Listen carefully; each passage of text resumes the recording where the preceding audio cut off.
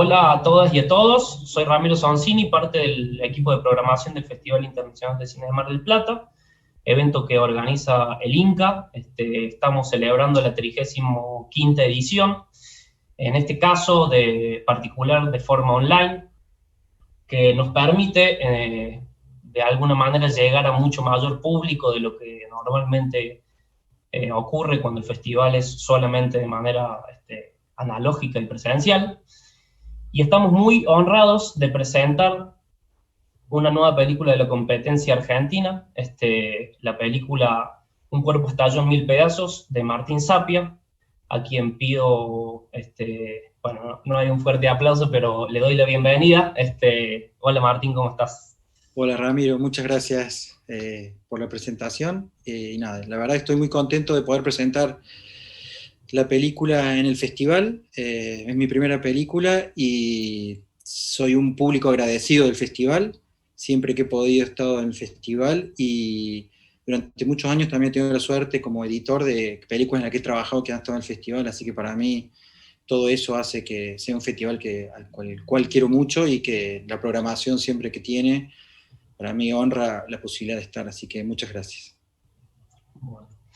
Bueno, vamos a empezar con una pregunta que para mí de alguna manera es el puntapié inicial casi obligado, que es muy sencilla, que es básicamente cómo fue tu encuentro personal con este personaje casi mitológico que protagoniza tu película, que es Jorge Bonino. Mira, tan simple como que un día fui a la librería de Rubén, acá en Córdoba, que todos saben qué librería es, y me encontré con un libro de Caballo Negro, eh, que se llama Bonino aclara ciertas dudas, en referencia a un espectáculo de Bonino, donde se toman algunas entrevistas, una entrevista en particular, un texto que es ficcional y unas declaraciones de un video que quedó de Bonino. Todo esto hace que el 90% del libro sea casi ficcional. La entrevista es una entrevista no de preguntas y respuestas, sino comentada de alguna manera, narrada la entrevista. Y me encontré con un personaje que acá en Córdoba se lo conoce. Yo tengo mi madre que está en el mundo del teatro, entonces en el mundo del teatro sí se lo conoce por nombre, Jorge Bonino, dentro de lo que es la Feria de Arte Contemporáneo hay una zona que se llama la Zona Bonino, que hace referencia a la experimentación, pero yo creo que se sabe poco y nada, digamos, y yo me enfrenté a ese libro y ese libro me abrió un mundo absolutamente nuevo y me abrió también muchas preguntas, muchas dudas y muchas ganas de conocer, digamos, pero también, bueno, también ese libro te enfrenta a una cosa que tiene el personaje, que me pasó después durante la investigación, que es como el vacío, ¿no? La nada. Está eso y no hay nada más, digamos, ¿no? Hay como las 4 líneas que dice Wikipedia, eso es lo que hay de Bonino, ¿no? No hay rastros, que tiene que ver mucho con su obra, tiene que ver mucho con su forma de ser, tiene que ver mucho con cómo fue su vida, cómo empezó su vida y cómo terminó, digamos, bueno, hay todo después vas descubriendo todo ese porqué, digamos, pero me enfrento a Bonino por un libro, digamos, por este rescate de notas y de textos en relación a él, digamos. Justamente, ¿cómo fue el proceso de empezar a pensar en hacer una película sobre un personaje cuya característica principal es esta especie digamos, de característica fantasmal, digamos, y es una película que requiere básicamente de imágenes y de sonidos, o sea, de materia. ¿Cómo fue un poco, cómo llegaste, digamos, a construir una película sobre este personaje inmaterial de alguna manera? Yo creo que lo que más me fascinó un poco era eso, porque te da la posibilidad de hacer todo. O sea, no tenés una imagen, no tenés un sonido a dónde agarrarte, no tenés un archivo, no hay un background donde la gente se pueda agarrar, entonces decís, bueno, acá se abre la posibilidad de hacer todo. De hecho, te enfrentas, digamos, o sea, si te pones a ver qué hay de Bonino, en este libro hay un relato, una petite nouvelle, podría ser, digamos, un cuento de Marcelo Casarín, que después vos lo lees y es todo inventado. Jorge Villegas hizo una obra sobre Bonino basándose en ese texto, y cuando llevaba 2 meses ensayando se enteró que era inventado, él pensaba que era verdad, que, que había ido Casarina a Oliva, había estado con él, había hablado con él, le había contestado esas cosas, era todo mentira.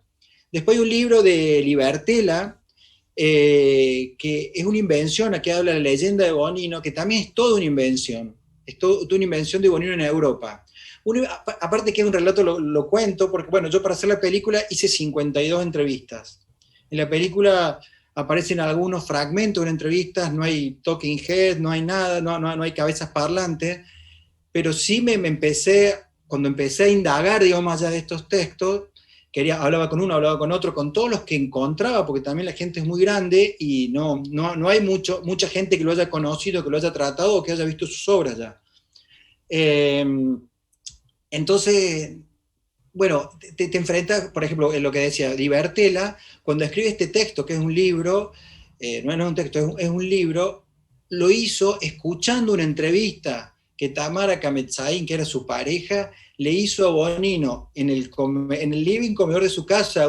Era un departamento de 2 ambientes. Dice, no, hoy viene Bonino porque me pidió que no hiciéramos la entrevista en un bar, sino que la hiciéramos en casa. Bonino se puso a actuar adelante de Tamara, y él se encerró en el cuarto porque no había dónde más estar, y mientras escuchaba fue tomando nota y después hizo un libro, inventando en base a lo que había visto en el Ditela y lo que había escuchado en esa entrevista detrás de una puerta.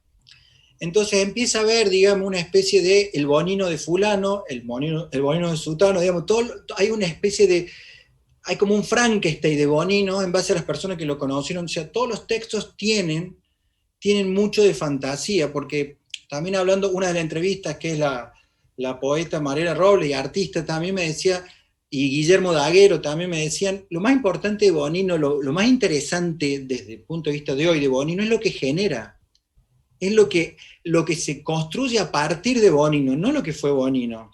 Entonces, de alguna manera, la película trato de no perder esa idea rectora, digamos, o sea, cuando yo hablaba con la gente me decía, bueno, pero yo no sé si me acuerdo, a mí no me interesaba la verdad, sinceramente, no estaba buscando la verdad de Bonino. Para mí, o sea, me gustaría poder decir que no vayan a buscar una biografía en la película, porque nunca pensé hacer una biografía con la película, digamos, ¿no? Entonces, si no, bueno, que cada uno me diga su mentira, entre comillas, ¿no? Entonces, y la película también es un poco eso, es un juego de eso, por todas las posibles versiones de Bonino. Además, el mismo Bonino me parece, da la sensación de que se encargó de no dejar rastros, digamos, ¿no? O sea, es muy loco que su obra ya de por sí, digamos, era un tipo que improvisaba, era un tipo que lo que hacía era efímero porque improvisaba, hablaba un lenguaje absolutamente inventado, que se comprendía, pero se comprendía, ¿por qué se comprendía? Por las inflexiones de la voz, por las formas de decir y por el cuerpo. Y lo raro de todo esto es que los archivos que hay unos archivos sonoros de mala calidad que se escuchan tomados el Ditela, y hay un corto de Minujín que hizo en el Jardín Japonés en Buenos Aires, pero no hay nada de Bonino en obra, digamos. Hay fotos, y eso que, si bien no es ahora donde tenemos todos los dispositivos que tenemos para filmar, pero estaba en el Ditela, en un lugar donde una Super 8 existía, digamos, ¿no? No existe eso, ¿no? Una vez me dijeron que esto sería, si se aparece eso, pero imposible, que Bonino estuvo con Mirta Legrand, cuando Mirta Legrand era su primer año en Canal 9, en el 69, y que hizo una especie de show ahí.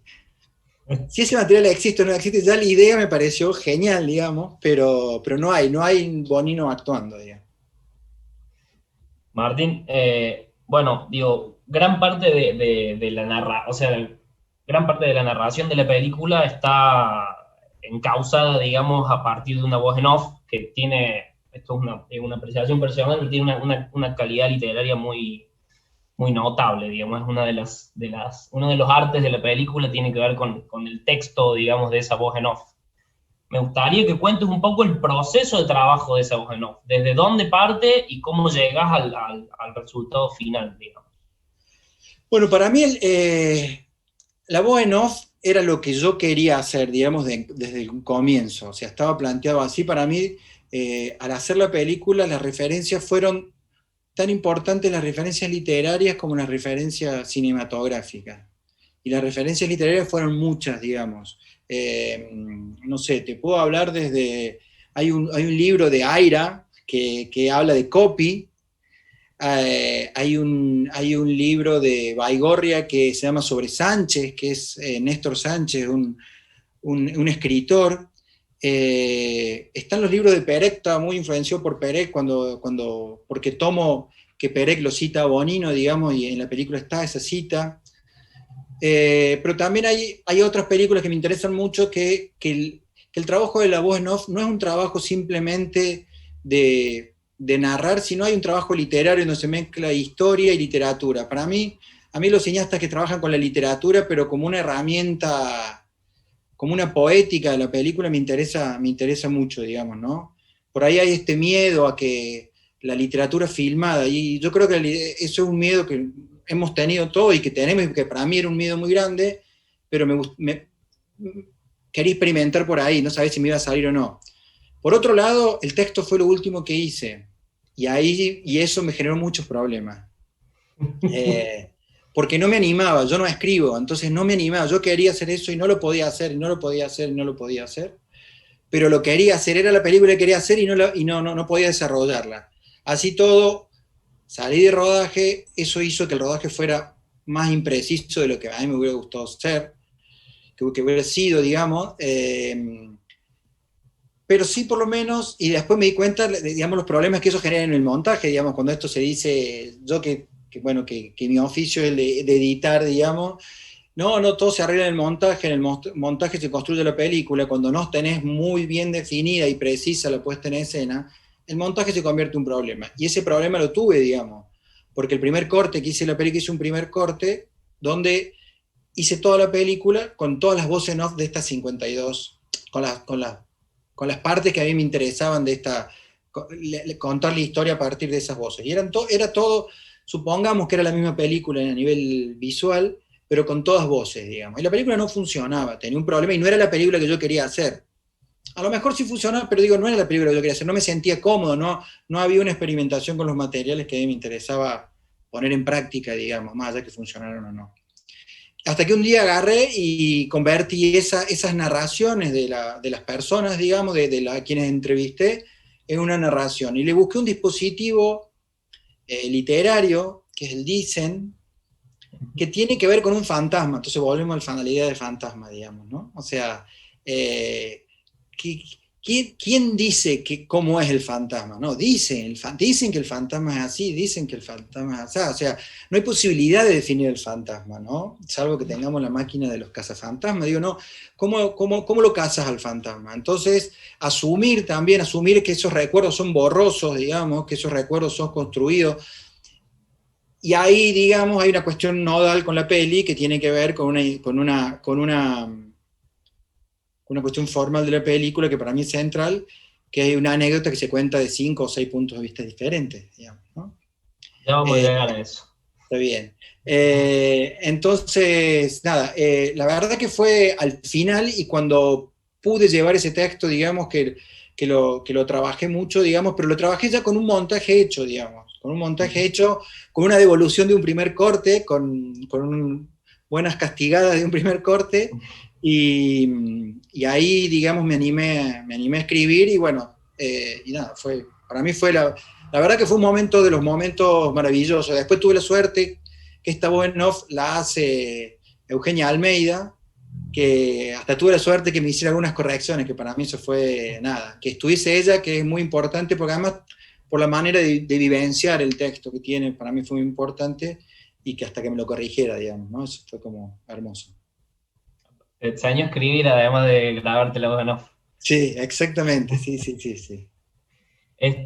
Bueno, ahora te hago la pregunta sobre el contracampo de la voz, que es toda la banda de imagen de la película. Mi pregunta estaba anotada de la siguiente manera: ¿cómo se hace un retrato de un fantasma?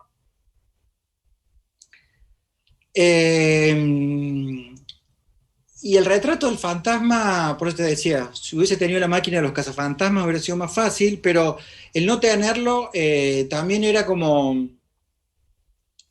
era motivador, digamos, ¿no? A mí me gusta mucho la ciudad. La ciudad y el espacio del andar, del caminar, digamos. Es una cosa que me gusta leer, que me gusta indagar sobre eso. Y me parece que esa idea, digamos, que, no sé, voy a citar a un cineasta que no le puedo ni mirar de lejos, que es Travis Wilkerson, por ejemplo, que donde él dice que la ciudad donde verdaderamente se guarda la historia, la verdadera historia está en la ciudad, en las paredes, en sus calles, en sus muros, ¿no? Y tomando esa idea, digamos, nada, salí a buscar, digamos, o de Adachi, digamos, la película de los asesinatos, digamos, esta idea de ir a buscar esos espacios. ¿Dónde está Bonino, digamos? Y bueno, en la plaza, digo, vamos a la plaza que él diseñó. Vamos a la plaza que él diseñó, o vamos al oso, hay una imagen del oso, ese oso antes estuvo en la plaza que diseñó Bonino, que el oso es otra historia de Córdoba, digamos, que también está en un corto que se ha hecho acá en Córdoba, digamos.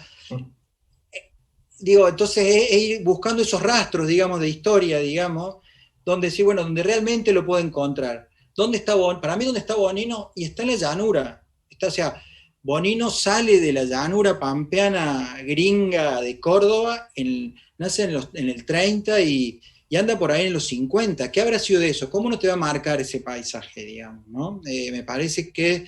Y después llega la Córdoba de los 60, la historia de la Córdoba de los 60, e ir a buscar ahí donde él anduvo, donde se intuye que él estuvo, donde se formó, donde estaba en la calle, en la universidad, digamos, en el aula, y es intentar encontrar ese rastro, digamos, debajo de esas capas de pintura que te mantienen la ciudad, digamos, ¿no? Esa fue la idea porque no encontraba, digamos, me parecía que por eso no estaba buscando la verdad, digamos, nunca, en ningún momento lo planteé por ahí, no hay verdad posible en un fantasma, digamos, ¿no?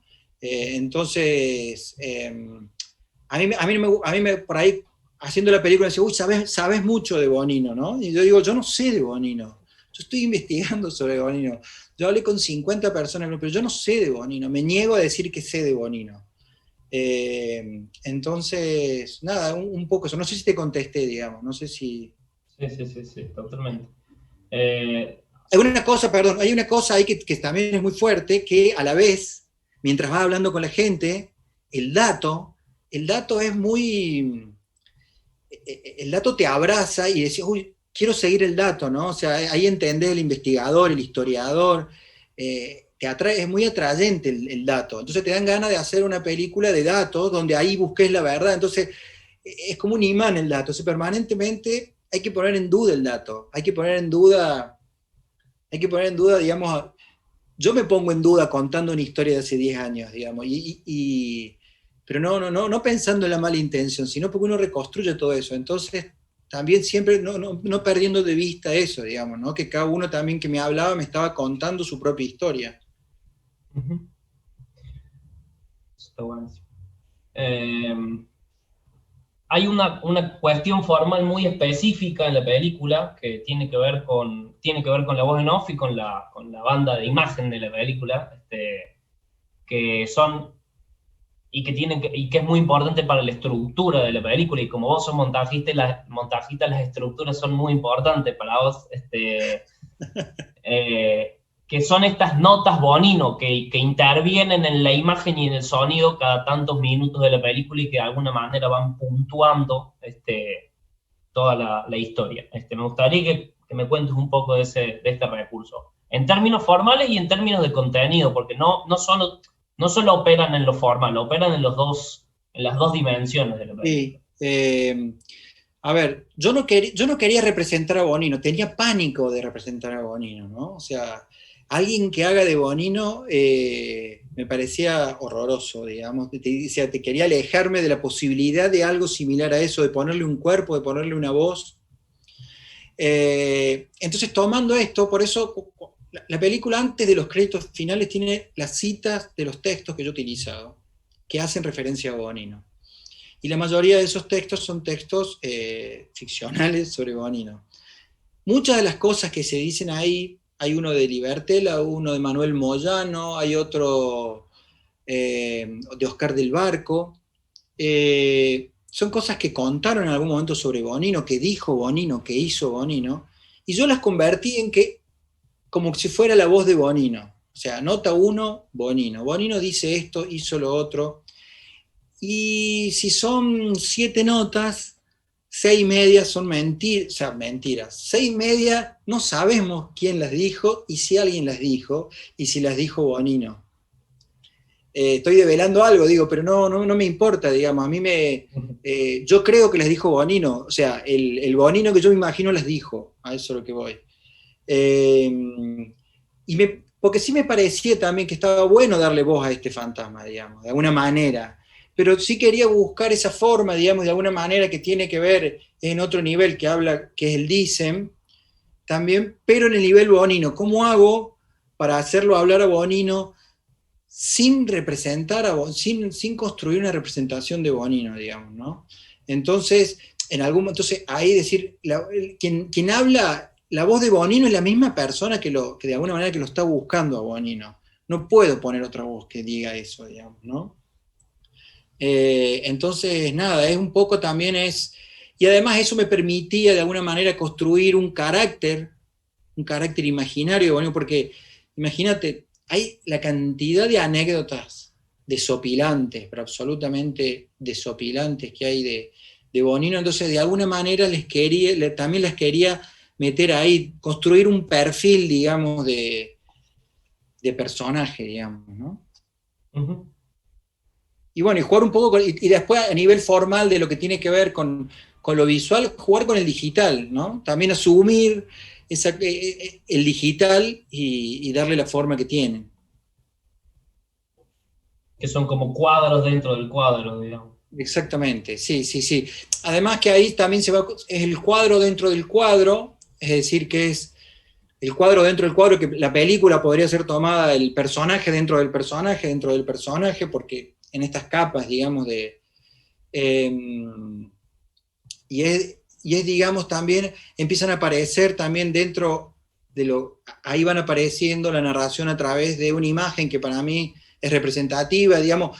Si vos me decís cómo lo representaba Bonino, hay un árbol para mí en Bonino. Entonces los árboles tienen una representación fuerte en la película y se van construyendo, digamos, de una manera que va desde el árbol florecido al árbol, digamos, del incendio, ¿no? Hay un arco narrativo ahí que tiene que ver con los árboles que aparecen en estas notas, porque que no es caprichoso, yo me lo imaginé primero lo que vi los árboles de la Pampa, de esa imagen que tenemos, lo que tenemos cerca de la Pampa, ¿no? El campo con la arboleda, pero que sé que yo recuerdo de mis viajes, no sé, de andar por una ruta y parando en el ACA, que había una arboleda siempre al lado del ACA, no sé, esa como una imagen muy de viaje de los 70, no sé, de los 80, pero también era el Bonino, digamos, trabajó en parques y jardines y era paisajista.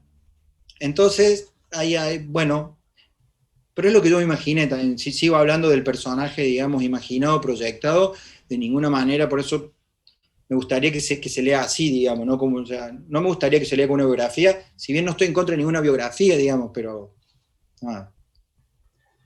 Martín, hay un momento, de hecho vos lo nombraste y yo te dije, después vamos a ir a eso, es un ratito nomás, que es, bueno, la película de alguna manera, digo, uno podría imaginar una estructura de 3 actos, digamos, hay un origen, digamos, local, después hay una especie de momento de consagración y triunfo profesional o artístico, y hay un momento de quiebra en la película que es el ocaso del personaje, ¿no? De Bonito. Hay una escena muy concreta que viene inmediatamente después de ese ocaso y que de alguna manera lo explica, que es la escena del Sena en la película. Y esa escena no solamente marca un quiebre narrativo, sino que hay un quiebre formal en ese momento. Ahí vos cambias ciertos recursos. Me gustaría que cuentes un poco por qué elegiste esa escena y por qué la narras de la manera que la narras. Bueno, esa escena se construye a partir de la investigación, digamos. Yo cuando me enfrento, la primera vez que me hablan del hecho del Sena, que, bueno, los que saben de Bonino lo conocen, Bonino se tira al Sena. Otros dicen que se cae al Sena. Bueno, siempre está esto, en Bonino siempre se tira o se cae. se suicida o lo empujan. Digo, está siempre, permanentemente estas dos opciones. Me encuentro con esa narración y perfecto. La segunda narración que me cuenta en la escena, ya veo una diferencia, de, me la cuenta una persona y dice, yo estuve con él. Ah, vos estuviste con él, perfecto. Viene otra persona y me dice, no, esto fue así, pero no fue por este motivo, sino fue por este otro. Ah, sí, pero estaba con fulano al lado. No, imposible si no lo conocía. Y la tercera vez me cuentan otra forma, entonces entonces ya cuando, después de la segunda vez, dije, siempre voy a preguntar por el Sena. Y hay gente que me decía, sí, se lo el Sena nada más, y hay gente que me decía, sí, porque pasó por tal cosa. Sí, porque pasó por... Y cada vez me encontraba con una versión diferente del derecho del Sena. Y eso de alguna manera pone, digo, ese hecho no lo hago yo, o sea, el hecho de la entrevista estaban poniendo en cuestión la noción del documental, esta noción que a mí me parece, no sé, aburrida, si que esto de buscar la verdad, que el documento, eso lo hace un juez, me parece, no lo tiene que hacer el cine, bueno, esa es mi idea. Me encantan las películas de biografía, si querés, pero me gusta leerlas como ficciones, digamos, también. Entonces, nada, ahí me encuentro también con la esencia del fantasma. El fantasma es esto es el fantasma. Que todos hablan, todos saben, pero todos saben no lo que quieren saber, saben lo que saben. Y ninguno tiene más razón que otro. Entonces me parecía que ahí estaba la construcción de ese fantasma, digamos, y que eso de alguna manera me ayudaba a explicar el procedimiento que venía. Cuando hago el montaje de esa escena todavía no había escrito. Eso digo, ir encontrando esas cosas me ayudan también a escribir desde el lugar donde voy escribiendo también. Pero esa fue, te diría, de las primeras. O sea, esa escena estaba montada antes de sentarme a montar, porque yo salía feliz cada vez que me contaban una versión del Sena, salía feliz de la entrevista, decía, hoy tengo otra versión, pero sinceramente estaba chocho, decía, oye, tengo una nueva, le iba contando. Entonces, nada, para mí eso era muy, muy importante. Y a partir de ahí aparece algo que formalmente también tiene que ver con esta superposición de imágenes, porque también ¿cómo dar cuenta de algo? Bonino se queda solo, el personaje de Bonino se queda solo, y el personaje de Bonino también tiene que ver con este fantasma, digamos, un personaje que se queda solo, un personaje que viaja, que está permanentemente viajando, que no se sabe muy bien con quién estaba, con quién vivía. Tenía una casa, tenía un departamento en París, pero parece que no lo habita nunca, porque con Antonio Seguí vivió 2 años, después paraba en la casa de Graciela Martínez, pero hay una dirección de París. Hay una de las imágenes de la puerta del departamento en París, al frente de la Plaza Jeanne d'Arc, entonces, empiezo a jugar también intento jugar con la noción de que también ni siquiera Bonino sabe dónde está, digamos, ¿no? Y ahí se empiezan a mezclar las realidades, digamos, y ese es el intento, digamos, de tratar de lo que se puede hablar, decir, y lo que se puede transitar no es tan claro, digamos, y entonces ahí es donde se empiezan a mezclar los planos, digamos, para mí. Y además porque la locura repele, esa es la realidad. O sea, yo soy el primero en asumir que la locura repele. Yo no sé si Bonino estuviese vivo, hubiera ido a Oliva a visitarlo a Bonino. Fue muy poca gente a visitarlo a Bonino a Oliva, digamos. Esa es la realidad.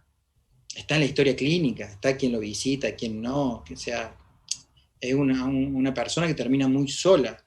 Entonces, nada, es tratando también, y por sus cartas, a mí hay un tema ahí, las cartas es una cosa maravillosa, el objeto carta, la historia que narran sus cartas, escritas desde el psiquiátrico, escritas desde París, escritas desde España, pero también las escritas del psiquiátrico, son muy fuertes, o sea, narran una historia, digamos, y también esa especie de desencaje con la realidad que tiene Bonino también, ¿no? Que además él es muy consciente, casi que está diciendo, no puedo más permanentemente. Entonces, nada, esa es la idea, digamos, del trabajo visual a partir de ese hecho, digamos, ¿no? De tratar de acompañar esa vivencia, digamos. Para cerrar, te voy a sacar un poco del universo de Bonino y te voy a hacer una pregunta más sobre lo que te tocó a vos, digamos. Es tu ópera prima oficialmente, pero vos tenés una larga trayectoria laburando como montajista. Entonces, digamos, me gustaría que cuentes un poco y a su vez decidiste ser el montajista de tu ópera prima. Entonces me gustaría que cuentes un poco cómo fue realmente el proceso de trabajar vos como director Nobel, con vos como montajista experimentado y vos como montajista experimentado con un director Nobel que fuiste vos al mismo tiempo. Bueno, esos problemas los tuve, digamos, tuve esos problemas, digamos, de trabajar con un director Nobel. A ver, lo primero es yo quería montar la película, eso si querés por capricho, quería experimentarlo, digamos. Pero ¿por qué quería experimentarlo? Porque sí me pasa, digamos, normalmente que yo trabajo con materiales más puros, digamos, materiales más puros, o sea, cuando trabajo en ficción, trabajo con un guión más cerrado, trabajo con ideas más concretas, trabajo con menos experimentación, digamos. Cuando trabajo con documentales, trabajo también más con un guión que tiene que ver con entrevistas, tiene que ver...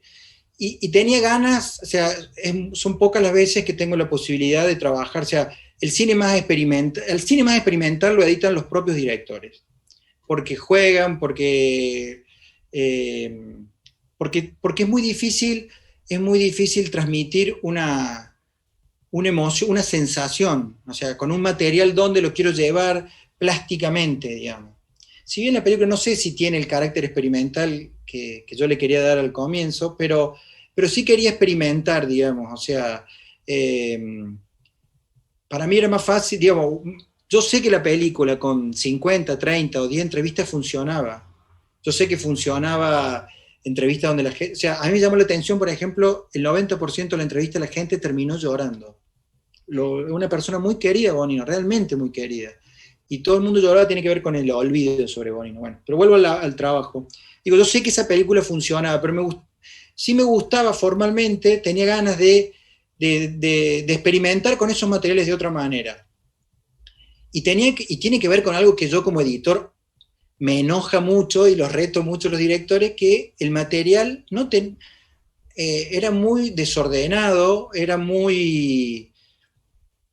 no era muy preciso, o sea, la precisión la encontré en el montaje, y yo quería ser muy preciso y no podía, yo me encontraba en los rodajes, te lo pueden decir los camarógrafos, no era muy preciso lo que quería. Yo tenía la idea de un paisaje, tenía la idea de una plaza, tenía la idea de un árbol, pero no sabía más allá de eso. O sea, yo cuando hablaba con el S. Salinas, que es uno de los fotógrafos de la película, yo confiaba en él, casi que estaba esperando que generara una imagen para yo trabajarla como fan footage, por decirte de alguna manera. Con lo cual soy irresponsable, digo, no habla bien. Digo, cuando trabajaba con María Paricio, que también fue cámara de la película y que me ayudó muchísimo, muchísimo, y le tengo que agradecer enormemente, también. Trabajé con Carlos Vázquez en Francia y yo le decía, bueno, sí, esta plaza, ¿y qué querés exactamente? Bueno, más o menos esto, pero yo no estaba buscando ni el diafragma, ni el encuadre exacto, tenía una sensación, digamos, entonces terminaban los rodajes y Eva Cáceres, la directora de producción, me preguntaba, ¿estás contento? Yo le decía, sí, por no decir no, porque la gente te mira y el rodaje te dice, tenés que estar contento, pues todos trabajando para vos, ¿no? Nada, entonces todos ellos, todas estas personas que las nombro, porque después me ayudaron mucho a ver la película, me ayudaron mucho a leer los materiales, me dieron un montón de referencias, pero yo no era muy preciso en el rodaje, tenía sensaciones. Yo también agarré muchas veces solo la cámara porque no tenía muy claro y me fui solo con un amigo a rodar los árboles quemados a las sierras, o tengo árboles, tengo 10 tarjetas de árboles, de copas de árboles. Entonces no fui muy preciso en el rodaje. Entonces, para no ser tan larga, me costaba mucho entregar el material a un editor cuando yo no le podía decir lo que siempre pido que me diga un editor en la mesa de edición, digamos. Y porque además porque el texto fue lo último que hice. Si yo hubiera tenido el texto antes, yo creo que me hubiera ayudado. Yo creo que cuando tuve el texto, sí, también me entró un apuro con la entrega, con el Inca y todas estas cuestiones formales que uno tiene cuando tiene algún fondo, tiene que cumplir. Y me hubiera gustado que la viera una montajista o montajista. Ya no había más tiempo, yo ya estaba contento con la película, pero sí, fue eso, un poco desorden, un poco capricho, un poco de todo, y no fue fácil. Tuve 6 meses editando la película. Entonces, nada, también eso era un gusto, poder editar la película, también editar las entrevistas era muy complicado, digamos, es que no se editaron las entrevistas, en realidad fueron reelaborar esas entrevistas y darle una vuelta, digamos, ¿no? Uh-huh. Así que, nada, fue un poco de eso. No sé si te contesté más o menos. Sí, fue una respuesta boniniana. Bueno, Martín, muchísimas gracias por todas tus ideas, y muchas gracias a todas y a todos que han estado acá viendo la película y escuchándonos conversar. Espero que sigan disfrutando de las películas del festival, y hasta la próxima. Sí. Simplemente quiero un agradecimiento rápido porque esto han sido muchos años y mucha gente ha pasado, a los que nombré, a la Maru, a Lese, a la Eva Cáceres, que es muy importante en este proceso, la verdad que es muy importante. Quiero agradecer a Demiano Oroz, que me ayudó también en la entrevista relacionada a la investigación. Quiero agradecer a Twins, a la productora que me ayudó a desarrollar el proyecto, a Lorena Quevedo, y a Gabriela Tretel, que fue la primera que me prestó una cámara y salí solo a rodar, y a las instituciones al Fondo Nacional de las Artes, al Inca y al Polo Audiovisual, que ayudaron mucho para que esta película llegue hoy al festival. Así que gracias y hasta la próxima.